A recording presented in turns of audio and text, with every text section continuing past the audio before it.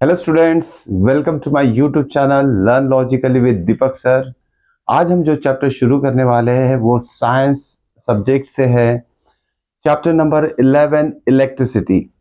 इस चैप्टर में जो हम स्टडी करने वाले अबाउट द करंट, करंट कैसे फ्लो होता है। ओके। उसके बाद फैक्टर जिसके ऊपर ये करंट इलेक्ट्रिसिटी डिपेंड करता है। ओम्स लॉ क्या होता है। Okay, heating effect of electricity क्या होती है। सारे टॉपिक्स आज हम कवर करने जा रहे हैं। तो शुरुआत करते हैं इलेक्ट्रिसिटी से कि अब देखिए ये इलेक्ट्रिसिटी जो टॉपिक है, वर्ड है, ये जो भी बोलेंगे हम, इससे हम सभी फैमिलियर है। सारे जितने भी हमारे घर में अप्लायंसेस है, गैजेट्स है, all this appliances are operated on this electricity. अगर इलेक्ट्रिसिटी कट ऑफ हो जाए तो कोई भी अप्लायंसेस काम नहीं करेगा, वो रुक जाएंगे। ओके। तो इलेक्ट्रिसिटी अभी हम पहले समझते कि ये इलेक्ट्रिसिटी होती क्या है। अगर हम घर की बात करें तो घर में एक सर्किट रहता है, अंडरग्राउंड सर्किट रहता है, जिसमें कि वायर्स रहते हैं, बटन्स रहते हैं। तो जो भी बटन हम ऑन करते हैं जिससे कि ट्यूबलाइट जल जाती है, फैन जल जाती है। ओके। तो होता क्या है, जब हम बटन ऑन करते हैं तो करंट उस वायर में से फ्लो होके जो भी अप्लायंस है, ट्यूबलाइट है, वहाँ फ्लो कर मीन्स वहाँ तक फ्लो होता है और उसे ग्लो करता है, या तो कोई भी अप्लायंस ऑपरेट होना शुरू हो जाता है यूजिंग करंट। अब देखते हैं हम कि इलेक्ट्रिक करंट क्या होता है। एक सिंपल सा एग्जांपल हमें पता है कि हमने सुना है वाटर करंट, एयर करंट। तो ये वाटर करंट क्या होता है, जब एग्जांपल ले लेते हैं एक सिंपल सा रिवर। ओके। जब रिवर में से वाटर फ्लो हो रहा है तब हम बोल सकते हैं उस फ्लोइंग वाटर को वाटर करंट, हम ये वर्ड यूज के लिए यूज करेंगे। या तो एयर ब्लो हो रही है तो एयर के लिए भी हम जो वर्डिंग यूज करेंगे एयर करंट यूज होता है। वैसे ही करंट के लिए भी यहाँ देखेंगे कि क्या चीज मूव होती है जिसके वजह से करंट फ्लो होना शुरू होता है। तो सिंपल सा एक सर्किट मैंने बनाया है जिसमें कि ये जो लाइनिंग दिख रही है, दिस रिप्रेजेंट्स वायर। वायर मतलब it is made up of metal, suppose metal wire, जिसे हम कंडक्टर भी बोल सकते हैं। इसमें देखिए मैंने एक बैटरी यूज किया हूँ। इस सारी चीजें डिटेल में मैं समझाने वाला हूँ कि बैटरी क्या होती है, सेल क्या होता है। तो फिलहाल इस सिंपल से सर्किट डायग्राम को हम समझ लेते हैं कि यहाँ देखिए बैटरी मैंने यूज किया हूँ। इस बैटरी का जो पॉजिटिव टर्मिनल ये बल्ब से कनेक्ट हुआ है और नेगेटिव टर्मिनल एमीटर के थ्रू यहाँ सेकेंड टर्मिनल में तो बल्ब से दूसरे साइड से कनेक्ट हुआ है। अब ये बैटरी जब ऑन हो जाएगी, यहाँ देखिए मैंने एक बटन लगाई है, that is called as a plug की। इस प्लग की का जो फंक्शन है इट इज इक्विवेलेंट टू जो हमारी बटन्स रहती है स्विचेस में। ओके, स्विच बोल सकते हैं इसे। इसे ऑन ऑफ करेंगे तो करंट फ्लो होगा। ओके, ऑन करेंगे तो करंट फ्लो होगा, ऑफ करेंगे तो करंट फ्लो होना बंद हो जाएगा। तो ये स्विच का काम करता है, ये प्लग की, जिसे एक सिंपल से डॉट से रिप्रेजेंट किया जाता है। ओके। अब देखते हैं इलेक्ट्रिक करंट का मतलब क्या होता है कि जैसी अब ये बैटरी है। ओके। तो बैटरी क्या करेगा, कुछ ऐसी चीजें फ्लो करेगा जिसकी वजह से current in a circuit develop होगा। अभी सर्किट क्या होता है वो भी पहले समझ लेते हैं, फिर करंट के ऊपर आएंगे। इलेक्ट्रिक सर्किट मतलब क्या होता है, it is the combination of cell और बैटरी और वायर और suppose such type of switch and bulb. ये सबको कंबाइन अगर करते हैं, ज्वाइन कर देते हैं, तो एक सर्किट बन जाएगा, सिंपल सर्किट बन जाएगा और इस सर्किट में से करंट फ्लो होगा। तो हम सिंपल सबसे पहले सर्किट का डेफिनेशन लिख लेते हैं। इलेक्ट्रिक सर्किट क्या होता है। इलेक्ट्रिक सर्किट ये होता है कि it is continuous and close path through which electric current flow. Okay, एक कंटिन्यूअस क्लोज पाथ जिसे बोलेंगे जिसमें कि इलेक्ट्रिक करंट फ्लो हो सकता है। ऐसे अरेंजमेंट को हम इलेक्ट्रिक सर्किट बोल सकते हैं। और इस इलेक्ट्रिक सर्किट में क्या क्या चीजें यूज होती है वो सारी फिगर में मैंने बता चुका हूँ आपको। So the first definition is about the electric circuit. What is an electric circuit? तो electric circuit is a continuous close path through which electric current can flow. Okay, तो ये इलेक्ट्रिक सर्किट का सिंपल डेफिनेशन हो गया है। Continuous close path मतलब एक जैसे, कोई भी बीच में मतलब कट नहीं होना चाहिए, डिस्कनेक्शन नहीं होना चाहिए, इसलिए उसको वहाँ वर्डिंग यूज किया कंटिन्यूअस। और क्लोज ये दोनों का मीनिंग सेम ही होता है, ये पूरा कंटिन्यू पाथ होना चाहिए ताकि इलेक्ट्रिक सर्किट में से करंट फ्लो हो सके। अब देखते हैं नेक्स्ट टर्म कि ये जो करंट फ्लो हो रहा है किसी भी कंडक्टर में से, कंडक्टर क्या होता है, कोई भी मेटल से बनी चीज जनरली हम लेंगे यहाँ इलेक्ट्रिक सर्किट में, या तो वायर ले सकते हैं, इलेक्ट्रिक वायर ले सकते हैं which is a good conductor, copper wire ले सकते हैं, एल्यूमिनियम वायर ले सकते हैं जो कि कनेक्शन के लिए यूज होता है। तो इसमें से जो करंट फ्लो होता है, अब इसके पीछे का हम रीजन देखेंगे कि what causes to flow the electric current in a given conductor or in a given wire। कोई भी वायर में से करंट क्यों फ्लो होता है वह भी हम समझेंगे। तो सिंपल है उसका आंसर कि जब भी किसी वायर में से कुछ चार्ज फ्लो होगा, चार्ज फ्लो, अब ये चार्ज क्या होता है इसके बारे में भी डिटेल में देख लेते हैं। जब किसी वायर या कंडक्टर में से चार्जेस फ्लो होंगे which causes the flow of current, okay, या तो ये बोल सकते हैं हम when a charge is said to be flowing in a conductor, okay, due to which the electricity is said to be generated।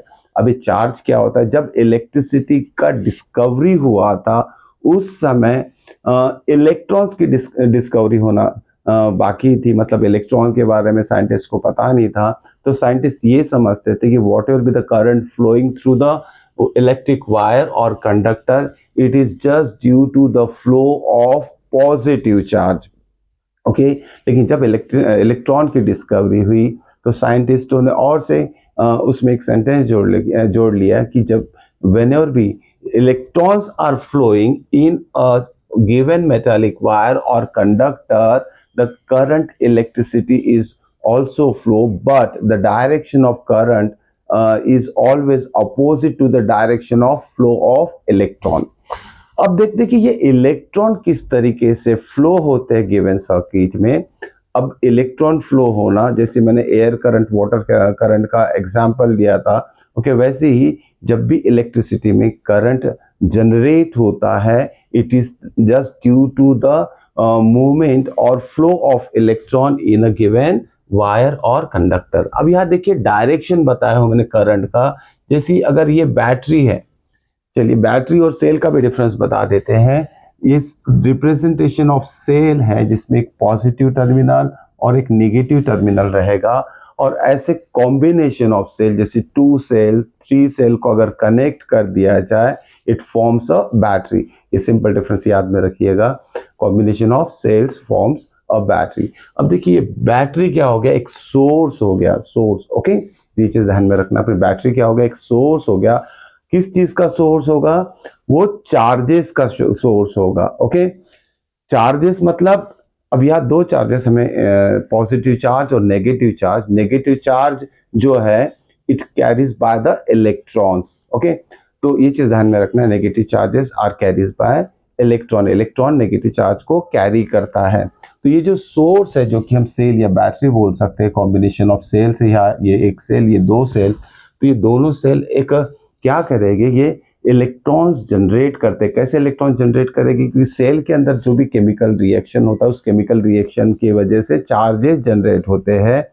और एक चीज और बता देता हूं मैं आपको कि इलेक्ट्रॉन जो इस कंडक्टर में से फ्लो होते या मूव होते, it can not flow itself, वो खुद फ्लो नहीं होते। तो फिर कैसे उनका मूवमेंट होता है उसके बारे में भी देख लेते हैं। कोई भी इलेक्ट्रॉन्स अगर वायर में से मूव हो रहे हैं तो ध्यान में रखिए, इलेक्ट्रॉन्स जैसे यहाँ ये जो नेगेटिव टर्मिनल है, यहाँ number of electrons generated by the given source बोल सकते हैं। जैसे जैसे इलेक्ट्रॉन्स जनरेट होते जाएंगे उसका क्राउड बढ़ते जाएगा, तो जो पीछे से नंबर ऑफ इलेक्ट्रॉन्स मीन्स यहाँ जो आएंगे नेगेटिव टर्मिनल पे, वो आगे वाले इलेक्ट्रॉन को पुश करेंगे, एक प्रेशर क्रिएट होगा जिसके वजह से आगे वाले इलेक्ट्रॉन्स और आगे बढ़ते जाएंगे, यानी पीछे से धक्का मारना ये बोल सकते हैं हम सिंपल लैंग्वेज में। जैसे जैसे इलेक्ट्रॉन्स जनरेट होते जाएंगे वो आगे वाले इलेक्ट्रॉन को पुश करेंगे, इस तरीके से इलेक्ट्रॉन्स का फ्लो होना शुरू होता है। तो देखिए डायरेक्शन ऑफ जो इलेक्ट्रॉन्स रहता है, वो इलेक्ट्रॉन का डायरेक्शन किसी भी सर्किट डायग्राम में ध्यान में रखना, नेगेटिव टर्मिनल टू ये पॉजिटिव टर्मिनल रहेगा, ये नेगेटिव टर्मिनल है। Okay, this is the negative terminal, या इलेक्ट्रॉन्स को यहाँ पोजीशन दे देते, दिस इज नेगेटिव टर्मिनल। इस तरीके से काउंट होगा, negative terminal to positive terminal electrons move होते हैं। And then current is always flow in the opposite direction of flow of electron. Okay, ये चीज ध्यान में रखना है, डायरेक्शन ऑफ करंट जो रहता है वो opposite direction of flow of electrons रहता है। तो करंट का डायरेक्शन हम क्या ले लेते हैं, इस डायरेक्शन में करंट आई फ्लो हो रहा है, I is the representation for the current. Okay, तो इस तरीके से बेसिक कंसेप्ट देखा है हमने कि किस तरीके से कोई भी सोर्स, बैटरी बोल सकते हैं, सेल बोल सकते हैं, जिसमें कि केमिकल रिएक्शन होता है, चार्जेस जनरेट होते हैं। ओके, और ये चार्जेस मतलब कौन कैरी करता है, जैसे इलेक्ट्रॉन की बात करें हम, इलेक्ट्रॉन चार्ज कैरी करता है and it moves in a particular direction, जैसे negative terminal to positive terminal ये इलेक्ट्रॉन्स मूव हो गए, और इस सर्किट डायग्राम में जो डायरेक्शन ऑफ करंट रहेगा, it is always in opposite direction to the flow of electron. ये कंसेप्ट आपको बहुत अच्छी तरीके से याद में रखना, क्योंकि जैसी magnetic effect of electric current में इसका पार्ट आता है, तो वहाँ एक न्यूमेरिकल 1 मार्क के लिए पूछा जाता है जिसमें ये कंसेप्ट जरूर यूज होगा। ओके, तो वो तो बाद में देखेंगे, फिलहाल अब आगे बढ़ते हैं। तो ये था हमारा direction of flow of electron and direction of flow of current, जो कि दोनों अपोजिट रहते हैं। अब देखते हैं ये चार्जेस जो है, जो कि नंबर ऑफ इलेक्ट्रॉन्स जब मूव होते हैं नेगेटिव टर्मिनल टू पॉजिटिव, अब कितने इलेक्ट्रॉन्स मूव होंगे, कितना चार्ज कैरी करेंगे, या चार्ज का यूनिट क्या है, ये सारी चीजें हम अभी देखने वाले हैं। अब देखिए, जब चार्जेस मूव होते हैं तो उसको हम काउंट कैसे करेंगे, तो चार्ज काउंट करने के लिए एक यूनिट है, that is called as coulomb. Okay,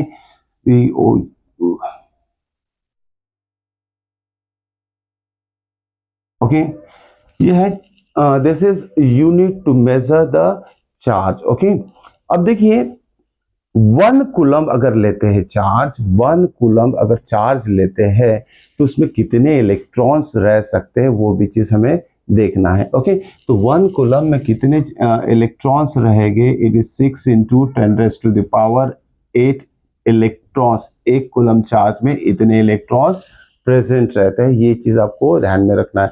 when we can say a charge, okay, charge of 1 coulomb moves from one point A to B, okay, जब 1 कूलम चार्ज इस A से B तक अगर मूव हो रहा है तो हम बोल सकते हैं, और इसमें आएगा टाइम, जैसे 1 सेकेंड में पॉइंट A से पॉइंट B तक 1 कूलम चार्ज फ्लो हो रहा है, तो हम ये भी बोल सकते हैं इसमें A to B 1 सेकेंड में 6 into 10⁸ electrons, it is too much big quantity, इतने इलेक्ट्रॉन्स फ्लो हो रहे हैं। तो ये हो गई इलेक्ट्रॉन की बात, करंट की बात। अब आते हैं, देखते हैं कि करंट का एग्जैक्ट डेफिनेशन क्या होगा, इलेक्ट्रिक करंट का डेफिनेशन क्या होगा, देखते हैं।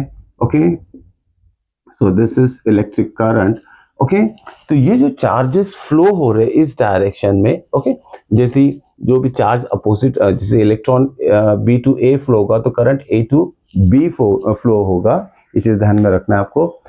अब देखिए इसमें इलेक्ट्रिक करंट का डेफिनेशन क्या होगा, it is the rate of flow of charges, किस रेट से चार्ज फ्लो हो रहे हैं, 1 सेकेंड में कितना हो रहा है, 2 सेकेंड, रेट मतलब रिलेटेड टू टाइम।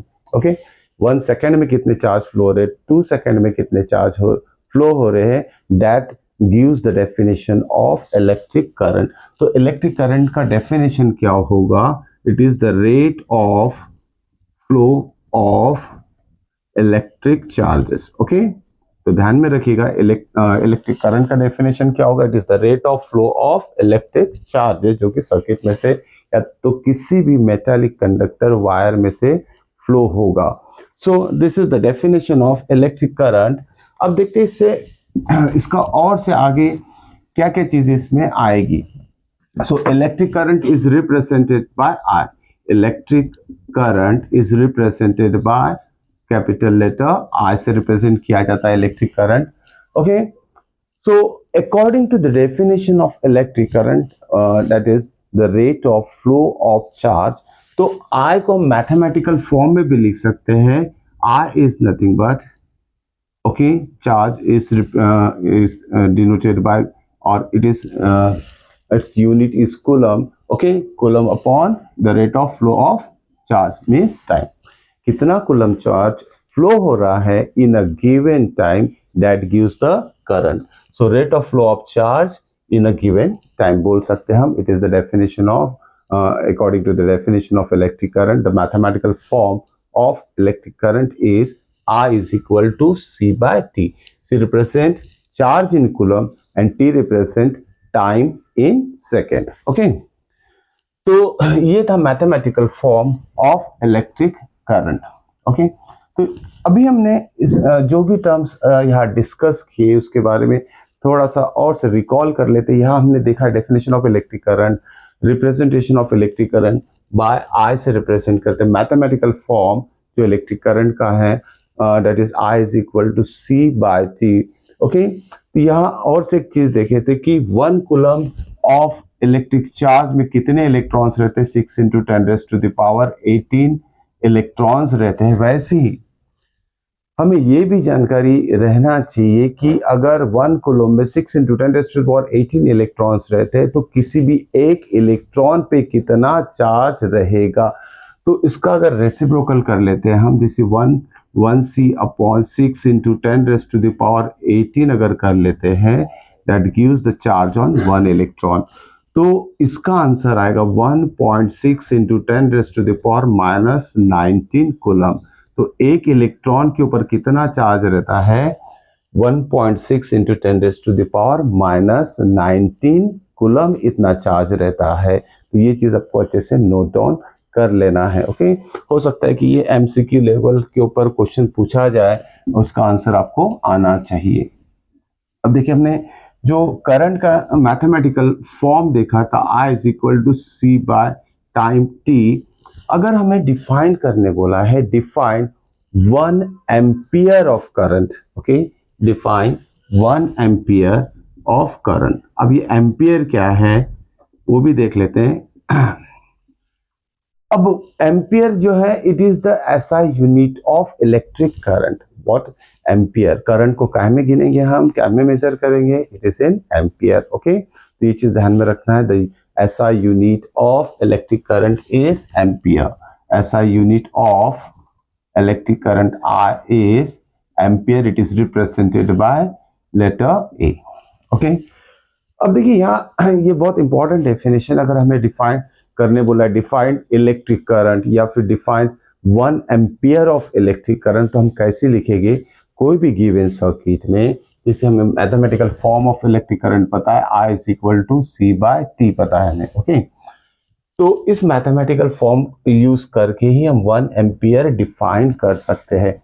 किसी भी इलेक्ट्रिक सर्किट में जैसे एक पॉइंट से दूसरे पॉइंट तक अगर 1 कूलम चार्ज फ्लो हो रहा है इन 1 सेकेंड. फिर से एक बार देख लेते हैं. In an electric circuit,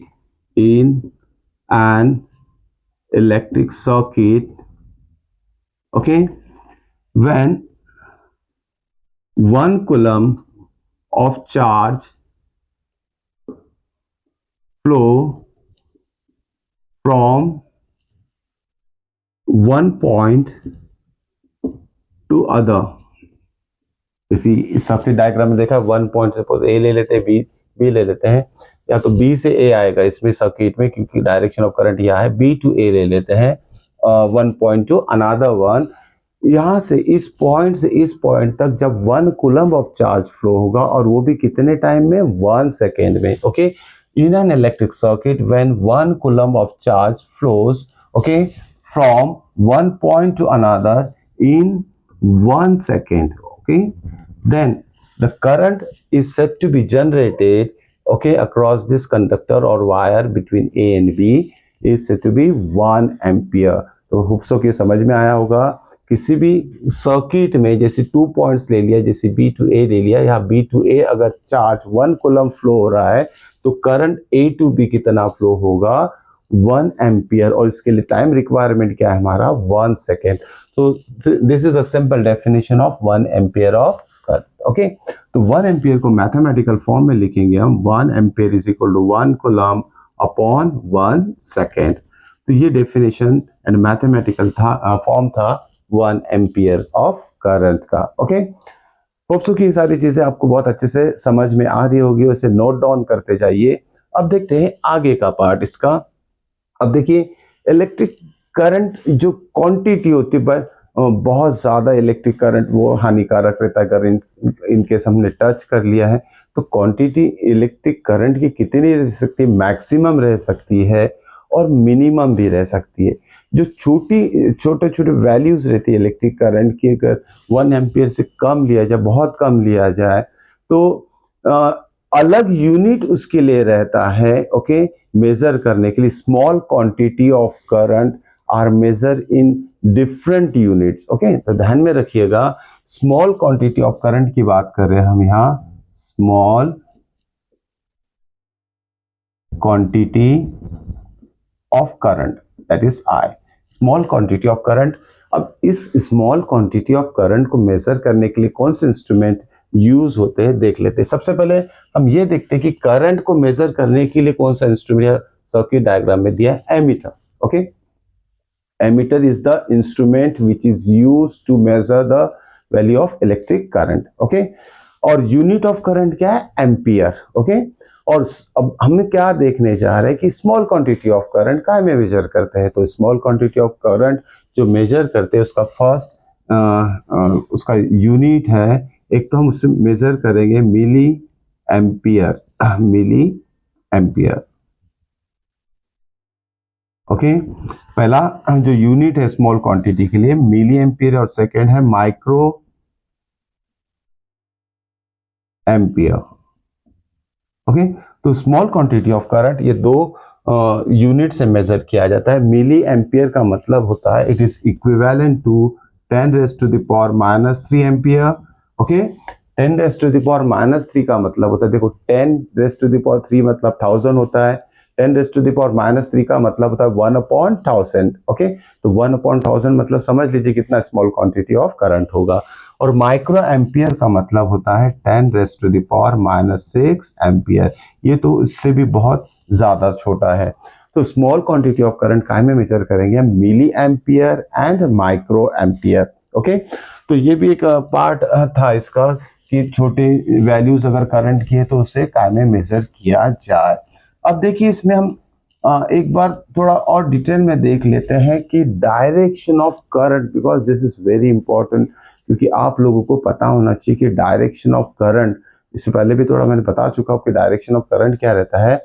direction of current कभी भी कहा रहेगा, it is from positive terminal to negative terminal. ध्यान में रखिए, यहाँ से शुरुआत हो रही है करंट की, इस पॉजिटिव टर्मिनल से शुरुआत हो रही है और यहाँ से जाके ये एंड हो रहा है यहाँ। Okay, so the direction of current is always from positive terminal to negative terminal. दूसरी बात ये है कि अब इलेक्ट्रॉन का डायरेक्शन क्या होता है, इलेक्ट्रॉन का डायरेक्शन होता है नेगेटिव टू पॉजिटिव टर्मिनल।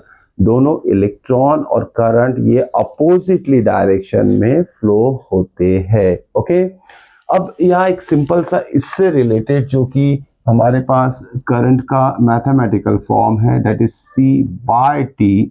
एक सिंपल सा क्वेश्चन अगर हम देखें कि क्या होता है, एक एग्जाम्पल हमारे पास, जैसे हाउ मच ओके, करंट। तो एक सिंपल सा एग्जांपल ले लेते हैं, नहीं दिख रहा है कोई एग्जांपल या हमें फॉर्म, चलिए देख लेते हैं, कोई बना के देखते हैं एग्जांपल सिंपल सा, कि जैसे अगर इस 3 क्वांटिटी में से अगर कोई भी 2 क्वांटिटी दी है तो हम थर्ड क्वांटिटी निकाल सकते हैं। जैसे एक सिंपल सा एग्जांपल बना लेते हैं, if 0.5 ampere current, okay, 0.5 ampere current drawn from the filament of an electric bulb। okay, कोई इलेक्ट्रिक बल्ब है, उसमें जो फिलामेंट रहता है, मेटल वायर जो रहता है, आपने देखा होगा सिल्वर कलर का मेटल वायर, जब उसमें से अगर 0.5 एम्पियर करंट अगर फ्लो हो रहा है, फाइंड फॉर 10 मिनट्स, कितने मिनट्स के लिए फ्लो हो रहा है, मान लेते हैं 10 मिनट्स के लिए फ्लो हो रहा है। Find the amount of electric charge, find amount of electric charge, okay, electric charges flow through it, flow through it। अब एक बल्ब दिया है, इस बल्ब में 0.5 एम्पियर करंट फ्लो हो रहा है और वो जो करंट है 10 मिनट्स के लिए फ्लो हो रहा है, तो उसमें से कितने चार्जेस फ्लो हुए हमें निकालना है। अब जब भी चार्जेस का अगर वैल्यू हमें निकालना है तो वो हम निकालेंगे कूलम में। ओके, तो ये चीज ध्यान में रखिएगा। तो जो गिवन है हम लिख लेते हैं solution for this. I is the electric current, कितना दिया है 0.5 ampere, T is the time, time कितना दिया है 10 मिनट्स। अब देखिए standard unit of time is second, तो इसे हम कन्वर्ट कर देंगे सेकेंड में। 10 इंटू 60 दैट इज 600 सेकेंड्स, ये टाइम हो गया। हम कभी भी टाइम को सेकेंड्स में कन्वर्ट करना है, हमें ध्यान में रखिएगा। Now by the mathematical form हमें पता है कि relationship between I C T क्या होता है। ओके, और according to definition of electric current I is always equal to C by T. अब निकालना क्या है, सी की वैल्यू निकालना है। यहाँ कितना चार्ज फ्लो हो रहा है, तो ये आई इंटू टी होगा, तो सी इज इक्वल टू लिखेंगे हम I into T, that is equal to I कितना फ्लो हो रहा है, आई मीन्स करंट कितना फ्लो हो रहा है, it is 0.5 ampere into time कितना है हमारे पास 600। अगर 0.5 को 600 से मल्टीप्लाई कर देते हैं, 300 कूलम्स चार्ज फ्लो होगा किसी भी metallic miss filament of bulb में से। अगर 0.5 एम्पियर करंट उसमें से फ्लो हो रहा है 10 मिनट्स के लिए, तो कितने चार्जेस फ्लो हो रहे हैं उसमें से 300 कूलम्स ऑफ चार्जेस। ओके, तो ये चीज इस तरीके से सिंपल एग्जांपल्स इस फॉर्मूले से हम सॉल्व कर सकते हैं। ओके, तो ये था हमारा एक न्यूमेरिकल जो कि मैथमेटिकल फॉर्म ऑफ करंट, उसके ऊपर बेस्ड, जो कि हम सॉल्व करके देख चुके हैं। अब देखिए नेक्स्ट जो टॉपिक है पोटेंशियल डिफरेंस। अब ये पोटेंशियल डिफरेंस क्या होता है, ओके, उस this is very very important topic, ध्यान में रखिएगा पोटेंशियल डिफरेंस। अब ये न्यू है आपके लिए, तो पोटेंशियल डिफरेंस का मतलब देखिए, उससे पहले हम एक चीज देखते हैं। ये हो गया हमारा बैटरी। ओके, ये बैटरी क्या काम करता है, बैटरी में जो भी सेल्स रहते हैं, सेल के अंदर केमिकल्स रहते हैं, वो केमिकल्स जब रिएक्शन होता है तो चार्जेस जनरेट होते हैं, और चार्जेस जो है कंटिन्यूसली जनरेट होते हैं। पीछे वाले चार्जेस आगे वाले चार्जेस को पुश करते हैं। इस तरीके से flow of charge one direction में होता है, जैसे electron move is said to be moving in one direction.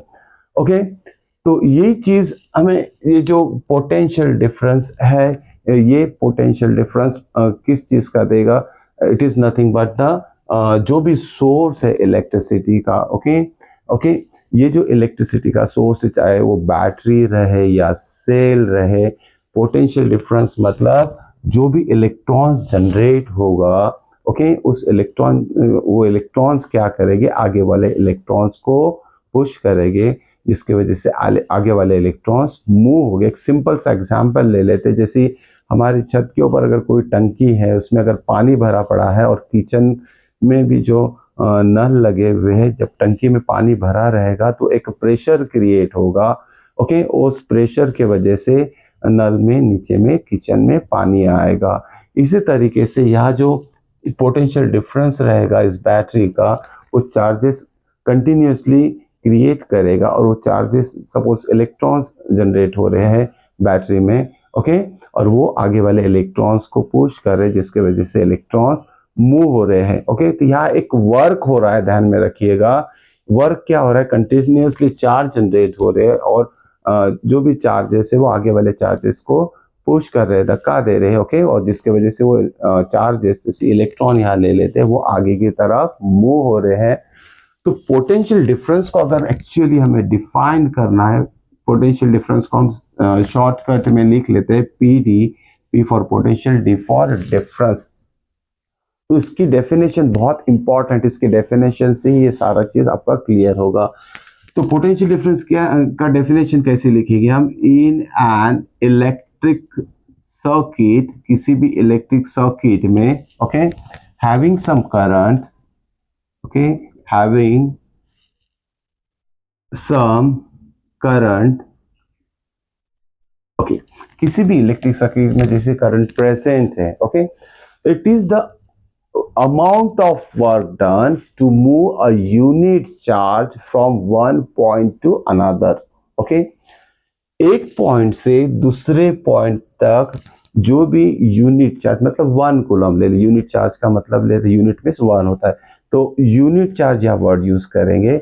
It is the amount of work done, ध्यान में रखिएगा, वर्क डन मतलब काम हो रहा है, किस चीज का काम हो रहा है? चार्ज को मूव करने का काम हो रहा है। कहां से कहां तक हो रहा है? एक पॉइंट से दूसरे पॉइंट तक चार्ज को मूव होने का काम हो रहा है। That's why we can write here in an electric circuit having some current, okay, so electric potential difference is the amount of work done to move unit charge from one point to another, okay, ये definition है potential difference का। ध्यान में रखिएगा, जब भी एक point से दूसरे पॉइंट तक चार्ज मूव करने के लिए जो भी अमाउंट ऑफ वर्क डन होगा, okay, from one point two another, the amount of work done to move a unit charge from one point to another in an electric circuit having some current, this is called as the potential difference, okay, hope so कि ये definition आपको अच्छे से समझ में आया होगा। अब देखिए पोटेंशियल डिफरेंस जो है, it is represented bye, potential difference is represented by V। Potential difference को कैसे रिप्रेजेंट किया जाता है? V से रिप्रेजेंट किया जाता है, और V की वैल्यू क्या होगी? V is equal to W by Q, amount of work done to move a unit charge, ध्यान में रखिएगा, V is equal to W by Q, ये उसका मैथमेटिकल फॉर्म रहेगा।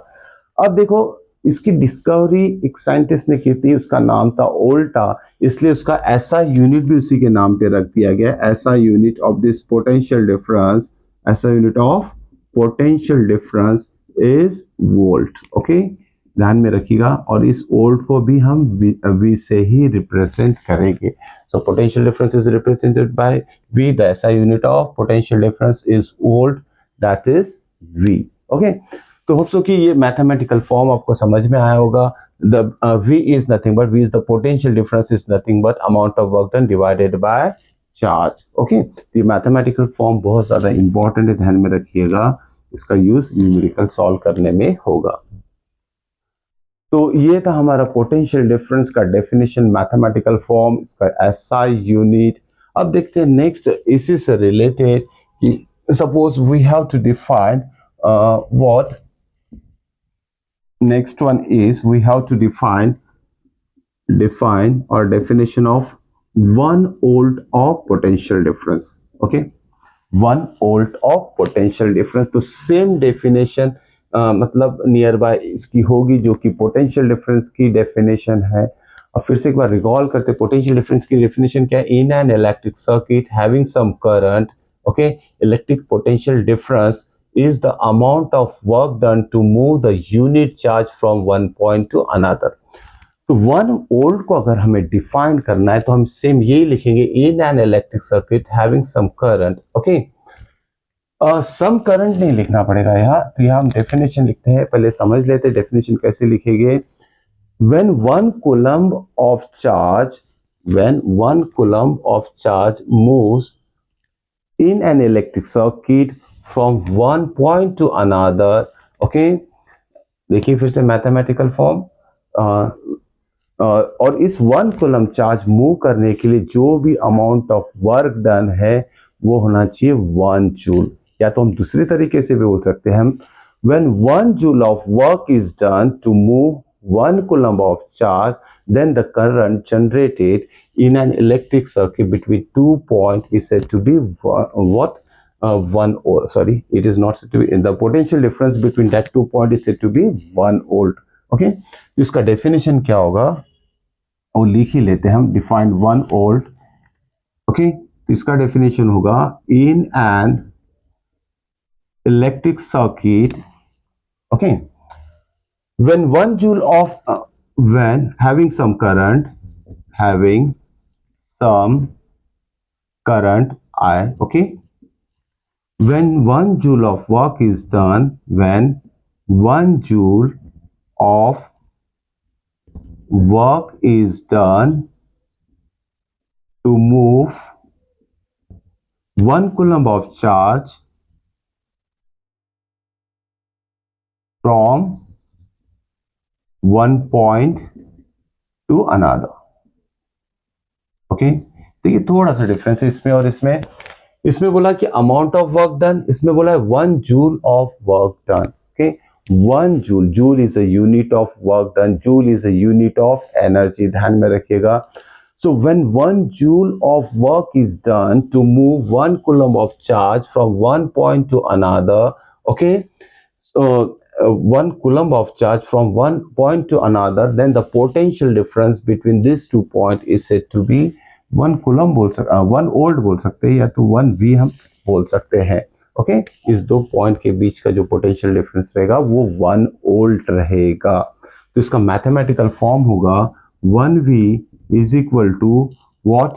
1 joule of work is done to move 1 coulomb of charge from one point to another. So this is the definition of 1 volt of potential difference, जो कि volt क्या है? It is the SI unit of potential difference. Okay, so this is about the potential difference. Hope so कि ये topic आपको समझ में आया होगा. Okay, तो नेक्स्ट देखते हैं अभी इसके बाद का जो टॉपिक है हमारा आफ्टर दिस पोटेंशियल डिफरेंस. अब देखिए इलेक्ट्रिक सर्किट में हम अलग अलग कंपोनेंट्स यूज करते हैं. इलेक्ट्रिक सर्किट में अलग अलग कंपोनेंट्स यूज करते हैं. वो कंपोनेंट्स मतलब क्या है? हो सकता है it is a single cell, okay, या हो सकता है कि वो नंबर ऑफ सेल्स कनेक्टेड है एक दूसरे को. तो सिंगल सेल को हम रिप्रेजेंट करेंगे इससे, ध्यान में रखना. एक कंपोनेंट हो गया सिंगल सेल, और ये जो रहेगा हमारा नंबर ऑफ सेल्स अगर ज्वाइन कर देते हैं इसे कहते हैं battery. Okay, this is battery, this is cell. Okay, तो ये कंपोनेंट को रिप्रेजेंटेशन इस तरह से किया जाता है. सिंगल सेल अगर आपको सर्किट डायग्राम में रिप्रेजेंट करना है तो इस तरह से आप इसे यहाँ ड्रॉ कर सकते हैं. अगर सेल को रिप्रेजेंट करना है, बैटरी को रिप्रेजेंट करना है, तो नंबर ऑफ सेल्स को आपको ज्वाइन करना पड़ेगा. इसमें देखिए यहाँ एक प्लग की मैंने बनाई है. ओके, तो प्लग की जो रहेगी पीके से रिप्रेजेंट करते हैं. प्लग की इज दिस वन. ओके, अगर ये यहाँ डॉट नहीं है तो इसे हम बोल सकते हैं ओपन प्लग की. मतलब circuit is said to be what? Disconnected. Disconnection बोल सकते हैं, ब्रेक डाउन बोल सकते हैं. वहाँ ब्रेक हो चुका है सर्किट, मतलब यहाँ करंट फ्लो नहीं होगा. अगर यहाँ डॉट बीच में नहीं दिया है, that is called as circuit is open. Okay, अगर डॉट नहीं दिया है की में तो सर्किट इज ओपन. अगर हम डॉट दे देते हैं यहाँ, इसे डॉट क्या रिप्रेजेंट करेगा? Circuit is close. ओके, अब देखिए नेक्स्ट है इसमें जैसी दो वायर अगर कनेक्ट करते हैं तो सिंपल यहाँ जॉइंट से रिप्रेजेंट कर सकते. टू वायर्स आर कनेक्टेड, या फिर अगर कोई वायर है तो कोई दूसरा एक वायर इसके ऊपर से ओवरलैप भी कर सकते हैं. मतलब there is no connection between this wire is said to be overlap. Okay, wire is said to be overlapping. इस तरह से उसे रिप्रेजेंट कर सकते हैं. और जॉइंट को हम जैसे ये जो वायर को कनेक्ट करते हैं यहाँ हम जॉइंट बोल सकते हैं. Two wires are connected and this two wires are what? Not connected. This one wire is overlapping the other, हम बोल सकते हैं. देखिए नेक्स्ट है इसमें इलेक्ट्रिक बल्ब का सिंबल. ये इलेक्ट्रिक बल्ब है, सिंबॉलिकली इसे हम इस तरीके से रिप्रेजेंट कर सकते हैं. अब नेक्स्ट है इसमें इस कंपोनेंट को, जैसे किसी इलेक्ट्रिक सर्किट में अगर मान लेते हैं इस बल्ब के जगह अगर इस तरीके का सिंबल आता है, इस तरीके का अगर सिंबल आता है तो ये सिंबल क्या रिप्रेजेंट करता है? This represent resistor, a piece of wire, एक छोटा बल्ब है, उसको हम रेजिस्टर बोल सकते हैं। क्या बोला जाता है इसे, इस तरह के सिंबल को रेजिस्टर। ओके ओके और इस रेजिस्टर का पर्टिकुलर वैल्यू रहेगा, वो वैल्यू रहेगा उसका रेजिस्टेंस, रेजिस्टेंस जो आगे हम पढ़ने वाले हैं। अब इस तरह की सिंबल को कैसे रिप्रेजेंट क्या बोला जाता है, रेजिस्टर बोला जाता है। और नेक्स्ट इस सिंबल के ऊपर अगर ऐसे एरो आ जाता है, इसको बोलते हैं variable resistance. What, variable resistance. Okay, variable resistance बोलेंगे इसे हम, इस तरह का सिंबल अगर आ जाता है तो। ओके, तो ये सिंबल याद में रखिएगा। अब यहाँ देखो और एक चीज मैंने यहाँ जोड़ी है, एक सर्कल के अंदर ए बनाया है। This represent one instrument that is called as ammeter, and this ammeter is used to measure the amount of current flowing in a circuit. Okay, तो किसी भी सर्किट में कितना करंट फ्लो हो रहा है वो एक इंस्ट्रूमेंट से मेजर करेंगे। This instrument known as ammeter. अब मान लीजिए कोई एक इलेक्ट्रिक बल्ब है, this is an electric bulb suppose. Okay, this is the filament. अब ये वायर है, इसको कनेक्ट किया है, ये सेल बोल लेते हैं हम। Okay, positive terminal, negative terminal. अब यहाँ पोटेंशियल डिफरेंस अगर कितना है अक्रॉस दिस बल्ब, तो उस पोटेंशियल डिफरेंस को अगर मेजर करना है कि कितने चार्जेस फ्लो हो रहे हैं इसमें, ओके, और उसके लिए कितना एनर्जी की जरूरत पड़ रही है, दैट इज वर्क डन की जरूरत पड़ रही है, अगर इसको मेजर करना है तो उसके लिए भी एक हमारे पास instrument that is called as volt meter. Okay, volt meter is represented by V, which is used to measure the potential difference across given resistor बोल सकते हैं, इलेक्ट्रिक बल्ब बोल सकते हैं। तो किसी भी एक रेजिस्टर या बल्ब का पोटेंशियल डिफरेंस अक्रॉस इट हमें अगर मेजर करना है तो उसके लिए हम एक इंस्ट्रूमेंट यूज करेंगे that is called as volt meter. So volt metre is used to measure the potential difference across any given resistor और इलेक्ट्रिक बल्ब। तो ये था रिप्रेजेंटेशन ऑफ डिफरेंट कंपोनेंट्स जो कि इलेक्ट्रिक सर्किट में हम यूज करते हैं। अब देखते हैं नेक्स्ट टॉपिक जो है इसका, नेक्स्ट टॉपिक है हमारा, अब एक लॉ लेने जा रहे हैं that is called as Ohm's law. अब ये लॉ क्या होता है, उसका यूज क्या है और उसे डिफाइन कैसे करेंगे हम, स्टेट कैसे करेंगे, वो सारी चीजें हम देख लेते हैं। Okay, so the next topic is Ohm's law. Ohm's law, this is very very important, ध्यान में रखिएगा।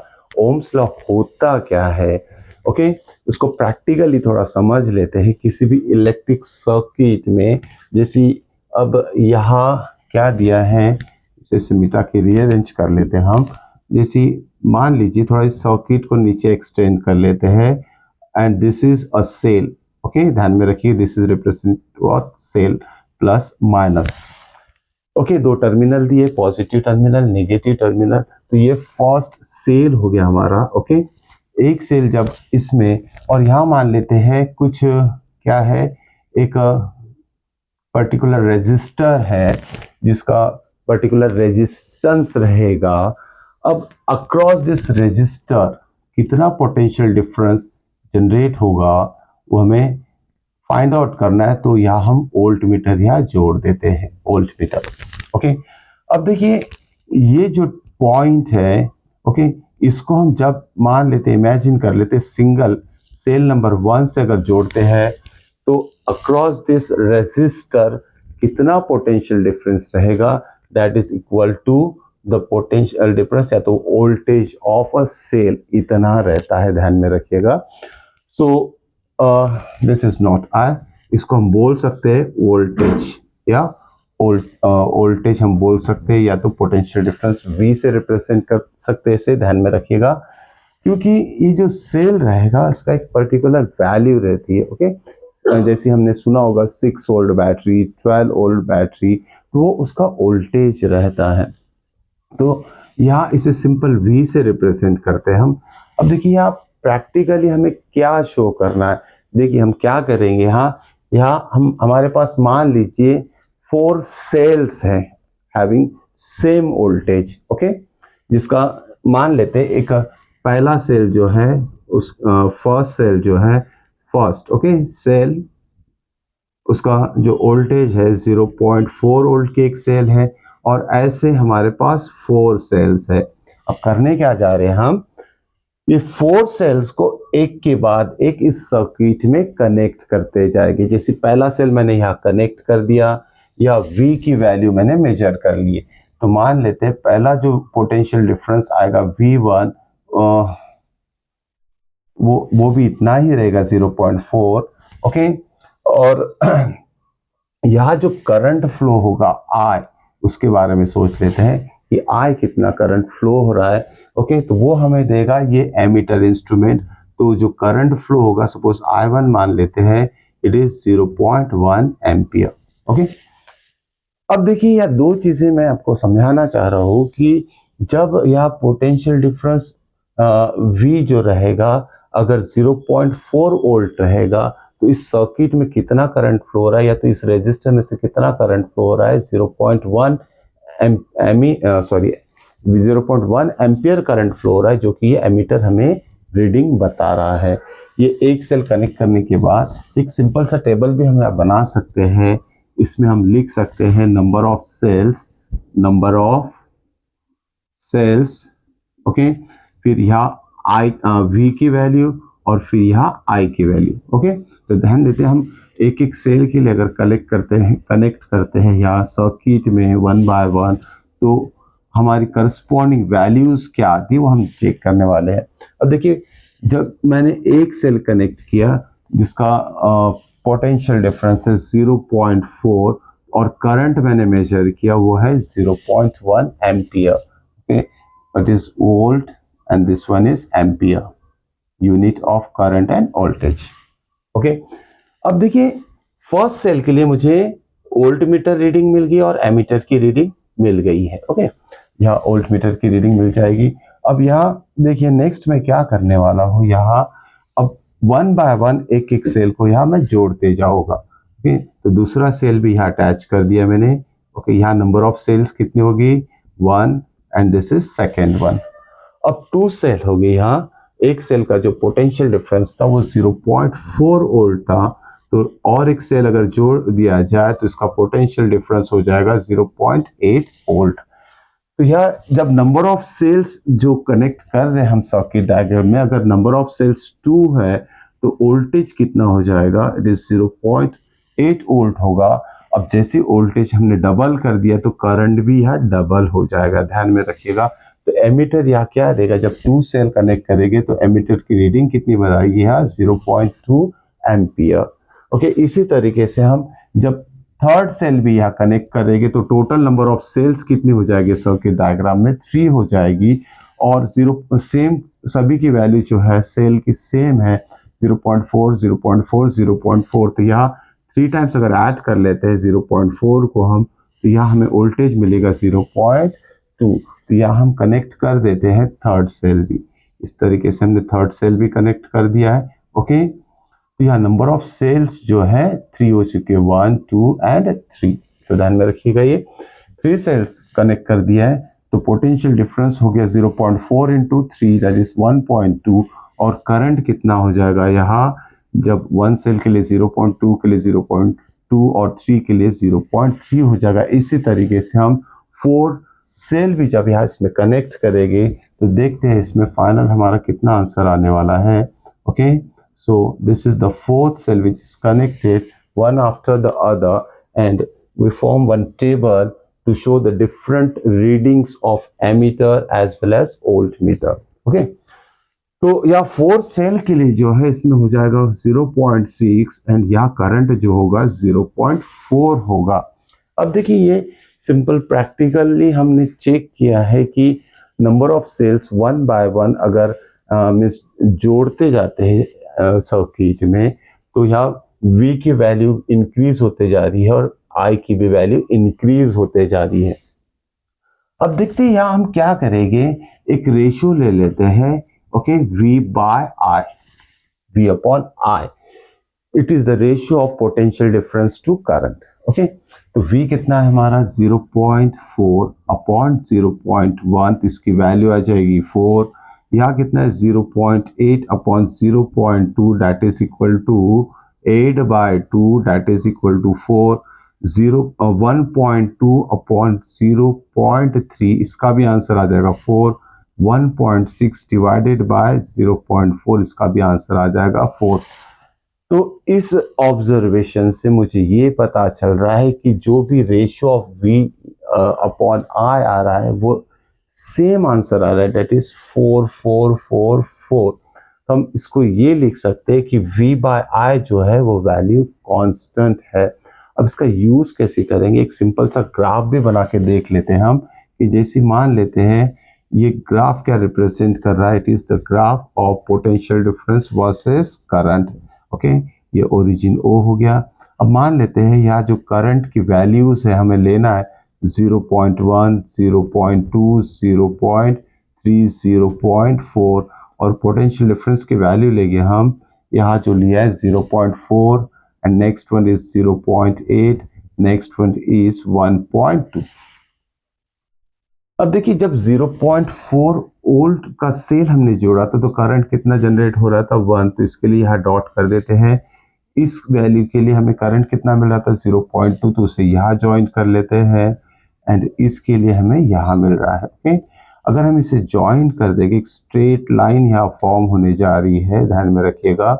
ये स्ट्रेट लाइन क्या रिप्रेजेंट करता है कि V versus I is always constant. जब भी कांस्टेंट इस रेशियो अगर कांस्टेंट रहेगा तो आपको जो यहाँ एक लाइन मिलेगी, it is always a straight line. और ये सारे प्रैक्टिकल के ऊपर से ही हम ओम्स लॉ का स्टेटमेंट लिखने जा रहे हैं। ओके, तो देखते हैं अब इस सारी चीजों का यूज करके ओम्स लॉ कैसे डिफाइन करें, किस स्टेट करें हम। देखिए किसी भी इलेक्ट्रिक सर्किट में जिसमें करंट रहेगा, इन an electric circuit having some current, okay, the potential difference is always directly proportional to current रहेगा। तो यही स्टेटमेंट है ओम्स लॉ का।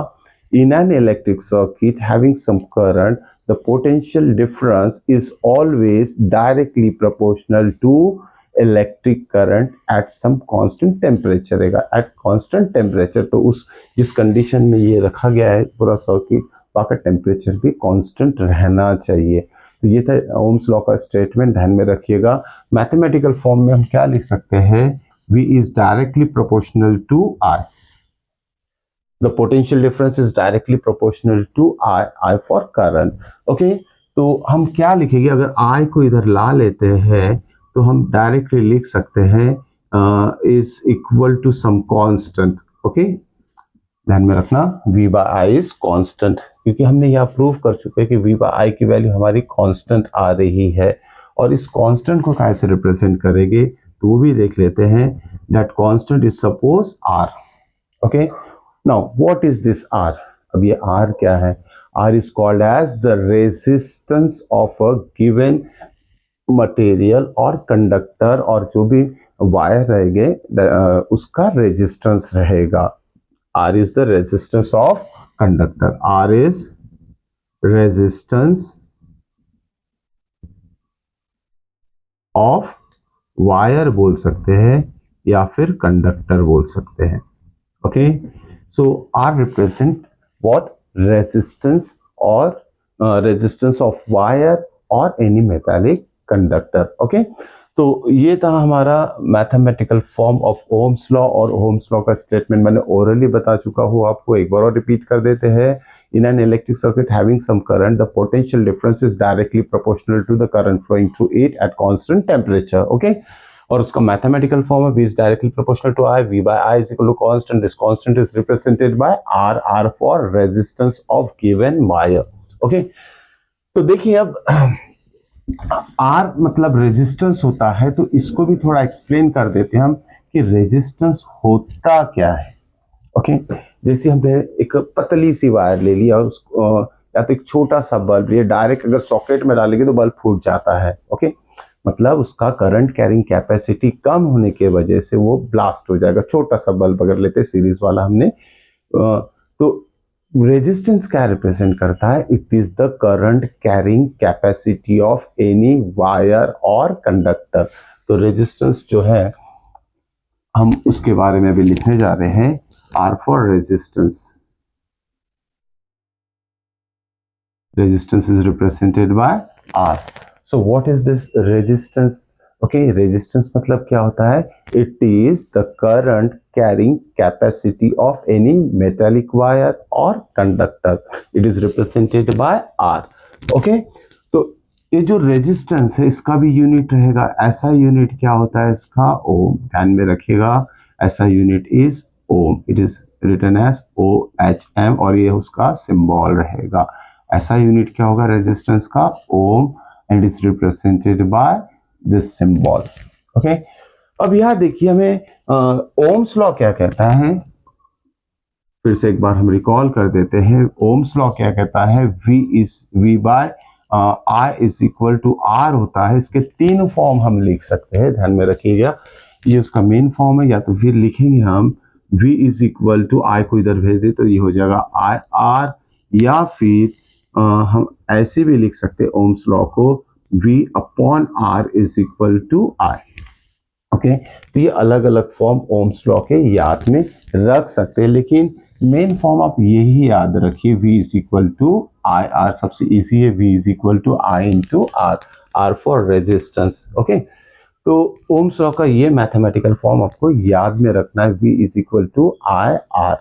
अब देखिए यहाँ हमें डिफाइन करना है रेजिस्टेंस, 1 ओम ऑफ रेजिस्टेंस।